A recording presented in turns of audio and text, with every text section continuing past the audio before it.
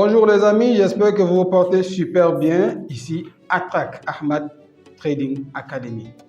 Bienvenue sur ma chaîne YouTube. Je vous demande humblement d'activer la cloche de notification pour ne rien rater de mes prochaines vidéos parce que je vous promets, je ne ferai rien que des contenus intéressants, peut-être que vous ne verrez nulle part ailleurs.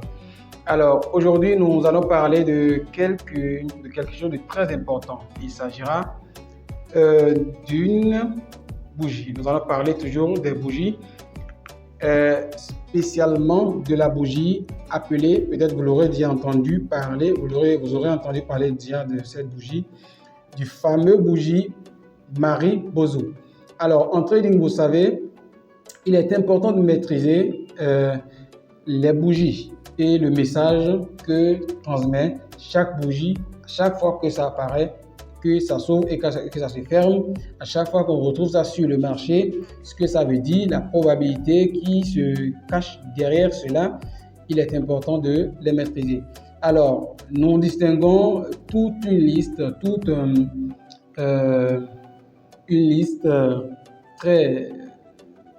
très longue de bougies. Nous pouvons citer les pendus, les marteaux piqueurs, les étoiles du matin, étoiles du soir, les dojis et consorts. Mais ce qui nous intéresse dans cette vidéo, il s'agira du fameux Marie Bozo. Le Marie Bozo, c'est quoi?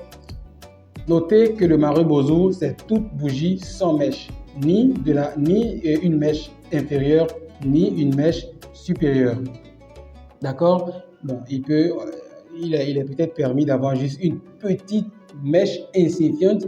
Dans ce cas aussi, peut-être qu'on peut essayer de considérer ça comme Marie Bozo, mais le vrai Marie Bozo qui digne de ce nom, ce sont les bougies longues comme ceci, sans aucune mèche, ni à l'extérieur, ni en haut, ni en bas, simplement. D'accord. Que veut dire le Marie Bozo à chaque fois qu'elle apparaît sur le marché? Le Marie Bozo, quand une bougie s'ouvre, j'avais dit dans une vidéo précédente que à l'ouverture d'une bougie, nous avons les mouvements de hausse et de baisse. D'accord? Le marché s'ouvre pour les bougies vertes, les bougies haussières. Le marché s'ouvre en bas et puis les acheteurs commencent par pousser le prix vers le haut progressivement. Et à un moment donné, peut-être les vendeurs prennent la main et le prix revient vers le bas et les acheteurs reprennent encore la puissance et repoussent vers le haut. Et il peut arriver qu'à la clôture de la bougie, nous distinguons une mèche inférieure et une mèche supérieure. Ce qui veut dire que la poussée du prix vers le haut n'a pas été constante. Mais à un moment donné, les vendeurs ont su dominer le marché en ramenant le prix complètement vers le bas avant que la hausse ne reprenne. Donc, même s'il arrivait qu'une bougie haussière se maintienne et se clôture en bougie haussière, d'accord? Si déjà il y a une mèche vers le haut et une mèche vers le bas, cela veut dire simplement que la hausse, au cours de l'activité de cette bougie, il y a eu la hausse. Mais les vendeurs aussi, à un moment donné, ont pu faire valoir leur force, leur présence sur le marché en poussant le prix, en dominant légèrement les vendeurs. Alors pour le cas de Marie Bozo, la puissance de Marie Bozo, c'est que quand elle s'ouvre en bas comme ceci, comme vous le voyez, le prix prend la direction du haut et puis ça évolue comme ça, constamment, jusqu'à venir se fermer en haut comme ceci. Donc cela veut dire que les vendeurs n'ont pas pu dominer en aucun cas la puissance avec laquelle la hausse, les acheteurs ont démarré cette poussée vers le haut. C'est vrai, à des moments donnés, pendant l'activité de cette bougie, à l'intérieur du corps, peut-être il y a eu des corrections, le marché a chuté, ça a remonté, ça a chuté, ça a remonté, mais jamais venu en dessus du niveau d'ouverture. C'est pour ça qu'il n'y a aucune mèche inférieure, d'accord? Donc le marché s'est ouvert comme ceci, ça a monté vers le haut, et même à chaque fois, si les vendeurs reprennent la main, leur puissance, leur force est insignifiante au point de ramener le prix en dessous du niveau d'ouverture. Donc, les acheteurs ont dominé le marché, ils ont maintenu le cap jusqu'à pousser, au point de pousser le prix progressivement vers le haut et venir fermer ça ici. Donc, ils ont remporté complètement le bras de fer. La bataille a été renfermée et remportée par les acheteurs. D'accord. Alors, c'est quoi réellement ce que nous devons comprendre par ça? Chaque fois que nous verrons le Marubozu sur le marché. Si vous voyez le Marubozu quelque part sur le graphique, comprenez, d'accord, où vous pouvez déjà estimer que la hausse est probablement sur le point de continuer, parce que pour que la baisse reprenne, nous devons assister à un retour vers le bas, c'est-à-dire nous devons remarquer que les vendeurs aussi sont présents à ce moment précis. Donc du coup, la bougie doit laisser au moins une mèche vers le bas, une mèche vers le haut comme ceci, pour dire que les vendeurs ont affaibli la force des acheteurs. Mais si les acheteurs ont su maintenir leur force du début jusqu'à la fin comme ceci et remporter la bataille, cela veut dire que cette force existe toujours et que probablement le marché risque de continuer la hausse au moins jusqu'à un niveau donné avant de revenir peut-être vers le bas.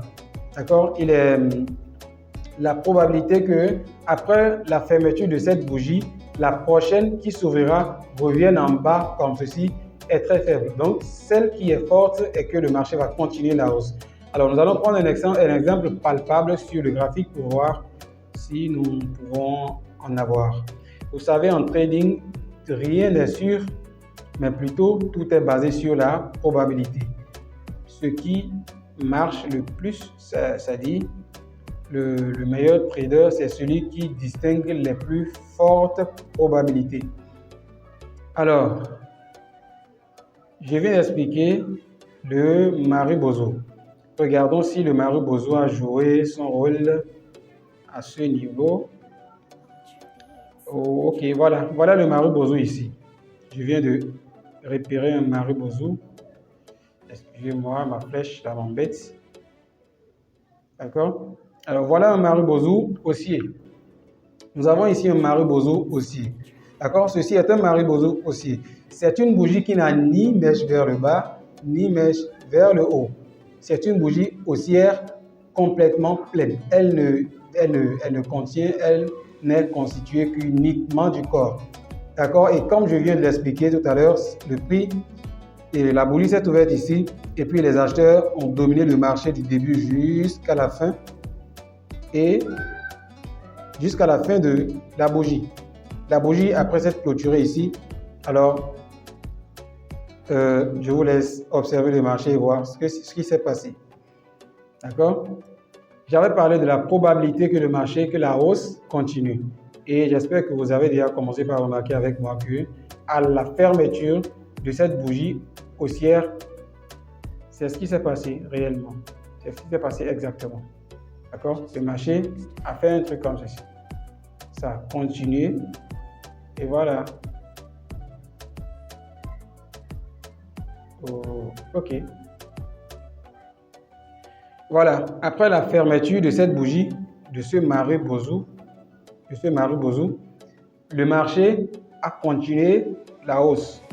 D'accord? Excusez. C'est pour ça que je disais, j'ai expliqué tout à l'heure que le fait qu'il y ait une Marubozu pleine comme ceci, sans aucune mèche, veut dire que les acheteurs détiennent une force probablement pour continuer à pousser le prix vers le haut. D'accord? Et c'est pour ça ici, après la fermeture de cette bougie, cette force est toujours existante et les acheteurs ont continué à faire remonter le prix. D'accord? Et même si à ce niveau, il y a eu des corrections, le prix a rechuté, cela n'a pas pu revenir vers le niveau du début de cette dominance ou domination, comment je peux le dire. Donc le prix n'a pas pu revenir vers le niveau d'ouverture, le niveau où les vendeurs ont repris la main. D'accord? Je considère le Marubozu. Donc, raison pour laquelle le marché a continué sa hausse comme ceci. Voilà. Ça a corrigé un peu. Vous voyez ce à quoi ça aboutit. C'est cette hausse qui a continué comme ça. Il y a eu la correction. comme ceci, mais toujours ça continue. Donc, c'est le signal de ce Maru-Bozu qui a abouti à tout ce que vous voyez, cette hausse que vous voyez. Donc, le marché a fait ça. Après la fermeture du Maru-Bozu, d'accord, cette force des acheteurs les a permis de pousser le marché, le prix jusqu'à ce niveau. Vous voyez? Donc, voilà un peu la force du Maru-Bozu. À l'inverse du Maru-Bozu haussière, à chaque fois que vous voyez le Maru-Bozu baissière aussi, le message sera la même chose, d'accord? Quand le Maru-Bozu est baissière, quand vous distinguez le Maru-Bozu baissière, comprenez que probablement le marché va continuer sa chute et même si le prix va revenir vers le haut, les vendeurs vont quand même dominer le marché jusqu'à un niveau parce que leur force, nous avons la preuve qu'ils détiennent la force et la preuve qu'ils détiennent la force sur le marché que les vendeurs. Et du coup, après la fermeture d'un Maru-Bozu baissière comme ceci, le prix va probablement continuer sa chute jusqu'à un niveau donné avant que le marché ne reprenne son retour vers le sens contraire. Alors j'espère que ma vidéo vous sera utile. Merci d'avoir suivi et abonnez-vous pour ne rien rater de mes prochains contenus.